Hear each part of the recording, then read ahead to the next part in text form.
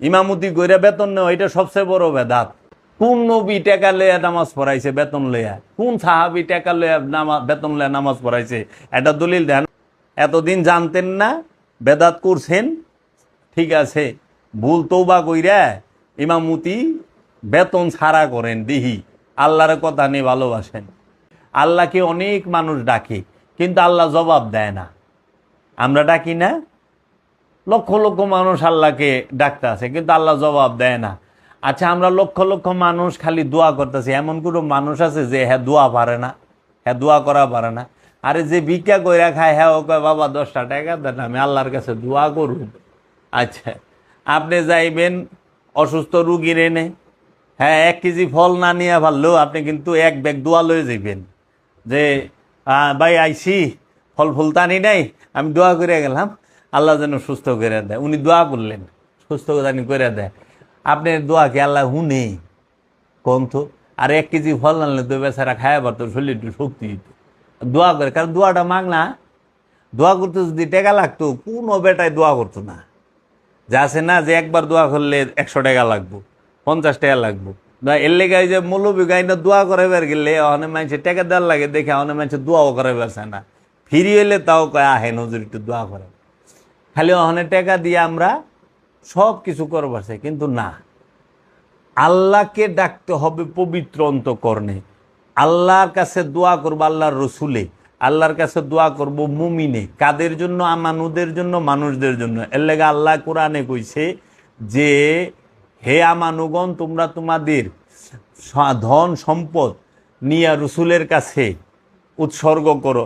রসুলকে আল্লাহ বলছে আপনি এই সম্পদ কবুল করেন এবং তাদের জন্য দোয়া করেন, তাহারা মুক্তি পাবে খান্নাস রূপী শয়তান থেকে। এক মুক্তি পায় দায়মি সালাতের মাধ্যমে, আরেক মুক্তি খান্নাস থেকে মুক্তি পায় রসুলের দোয়ার মাধ্যমে। রসুলের দোয়ার কোনো বিকল্প নাই। এর জন্য দোয়া করবে আল্লাহর মুমিনে, আল্লাহর মুমিন বান্দা এবং আল্লাহর রসুলে। যিনি আল্লাহর রসুল তিনি দোয়া করলে আল্লাহ সঙ্গে সঙ্গে কবুল করেন। যিনি মুমিন বান্দা, মুমিনকে যে খান্নাস রূপী শয়তান মুক্ত, যার নফসের সাথে খান্নাস রূপী শয়তান নাই এবং আল্লাহ সেই রব রূপে তার নফসটাই রবের নূরের মধ্যে ভাসমান, রব রূপে যার মধ্যে সমাসীন হইয়া রয়েছেন রব্বুল আলামিন, তিনি মুমিন। আর এই মুমিন সে কখনো আল্লাহর হুকুম ছাড়া কোনো কাম করে না। যিনি মুমিন তিনি আল্লাহর হুকুমে উঠেন, বসেন, খান, ঘুমান, সব কিছু আল্লাহর হুকুমে করেন। এখন যারা সমাজে এই যে ফালতু মুমিন সাজছে, যে বেজাইলা মুমিন, মা নাম রাখছে মুমিন, নামের মুমিন, এই মুমিনেরা অনেকে কয় না আমরা আল্লাহর মুমিন বান্দা, উনার দিকে চাইয়া দেখেন যে উনি আল্লাহর হুকুমে কয়টা কাম করে, আর বউর হুকুমে অথবা চেয়ারম্যান সাহেবের হুকুমে অথবা সভাপতি সাহেবের হুকুমে কয়টা কাম করে, নিজের ইচ্ছায় কয়টা কাম করে। মুমিন কখনোই আল্লাহর হুকুম ছাড়া একটা পাও ভালায় না। হ্যাঁ, এর জন্য মুমিনের অনুসরণ করতে হবে, রসুলের অনুসরণ করতে হবে, আর রসুলের মাধ্যমে দোয়া করাইতে হবে। রসুলে দোয়া করব, রসুলের সাথে হাত তুলতে হবে। আমি হাত তুলে ডাকলে যাহারা বলে এই কিসের উছিলা পিঠ টির ধরছেন, সোজা আল্লাহকে ডাকেন, আল্লাহ শুনবে সোজা। এখন এই উপদেশটা যে আপনার উনি দিল, এটাও তো একটা মাধ্যম। এই উপদেশটা তো আল্লাহ আমারে দিব, আল্লাহ দিল না কেন? আল্লাহ কেন বলল নাই তুই কি এর পীর ধরছস, তুই কি এর এই সমস্ত পীর টিরের কাছে যাস, তুই সরাসরি আমারে ডাক, আমি জবাব দেবো, তুই ডাক আমি জবাব দিই। এটা আল্লাহ গুলো কইলো না। এইটা যে কইলো হ্যাঁ তো পিছাই যাবো রইল, হ্যাঁ উস্তাদ দিল না, আমারে হিগাইল না, যেগুলো শিরক বেদাত। তাহলে তার ওই মুখের উপরে যেটা তা আপনি হইলেন আল্লাহরে করুম সেজদা, মোল্লার পিছে খারা মুখে। আল্লাহরে সেজদা করুম সরাসরি, মোল্লার পিছে মসজিদে খারামু কেন? আমাকে এই উত্তরটা দেন। যদি উসিলাই না মানতে হয়, মোল্লাও তো উসিলায় খারায় রয়েছে, ইমাম সাচ্ছে না।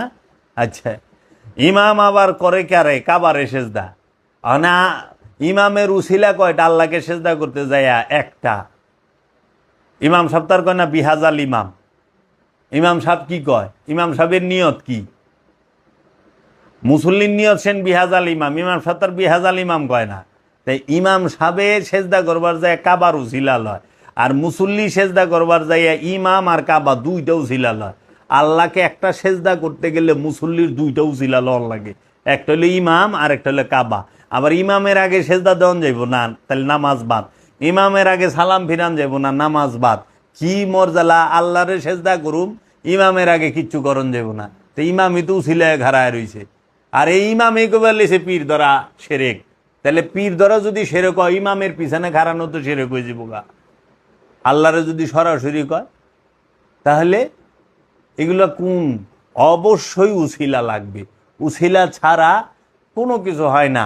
আল্লাহকে ডাকবার গেলে, হ্যাঁ, সেইটা আমরা মানুষকে যদি হুনাইবার যাই, এক গলা দিয়ে ডাইকা মানুষের হুনাই পারি না। সবাই আশেপাশে মানুষ শুনান যাবো, তখন কি লই? মাইক লই, মাইক লাগা, মাইকের উসিলা এলাকার মানুষের ওয়াজ শোনাই না নাকি? তো উসিলা ছাড়া আছেটা কি?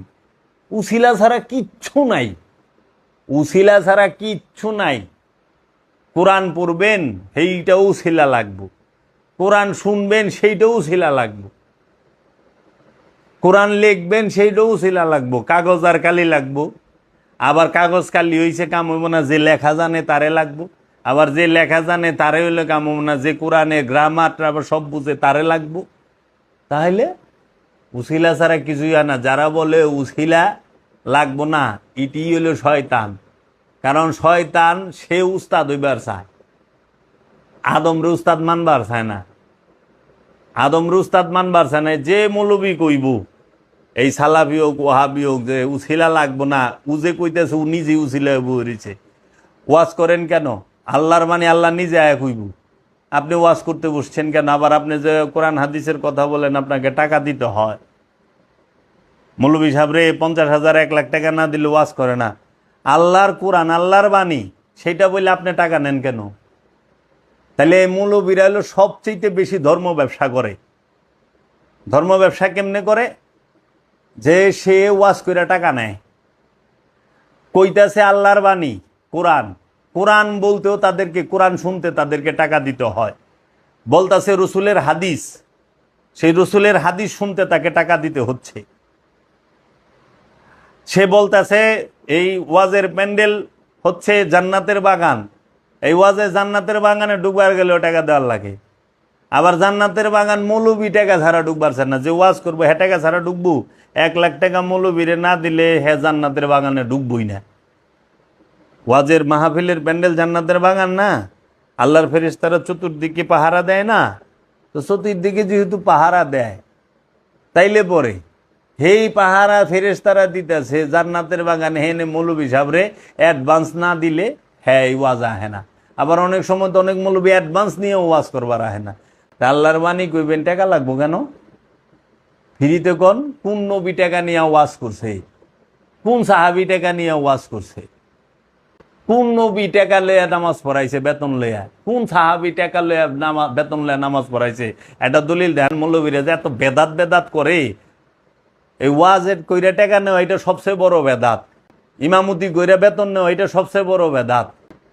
সারাদিন নামাজের কথা কি হুজুরে নামাজের কথা, আরে হুজুরে নামাজ পড়ায় দেখা বেতন নেই দেখা কয়। আপনার মতো আমার মতো সাধারণ হইলে যে সারাদিন চকে কামলা খাইতাম, রাস্তায় ইটা ভাঙ্গে আর মার্কেটে চাকরি করে পরে, তখন বুঝতাম যে হুজুরে কয় বেলা আহে নামাজ পড়বার। একটু দেখেন না, একটু দেখেন। হুজুর যখন ছুটিতে শ্বশুর বাড়ি যায়, দেখেন হুজুর ওই শ্বশুর বাড়ির এলাকায় মসজিদে যায় কয়েক তো নামাজ পড়ে, একটু খুঁজলন। এগুলা কইেন না, উসিলা মানতেই হবে। আমরা এত কথা কইতাম না যদি এরা অলি আল্লাহ বিরোধিতা না করত। কারণ আপনারা এইগুলাই পারবেন না যুক্তিতে। উসিলা লাগবই, উসিলা ছাড়া কিছুই হয় না। উসিলা ছাড়া একটা জিনিস হয়, সেটা হলো ঘোড়ার ডিম হয়। ঘোড়ার ডিম হইতে উসিলা লাগে না। আর নাহলে উসিলা আর মেরাজে যাইবেন, তাও বুড়াকের উসিলা লাগে। বুড়াকের উসিলায় যাওয়ার লাগবো।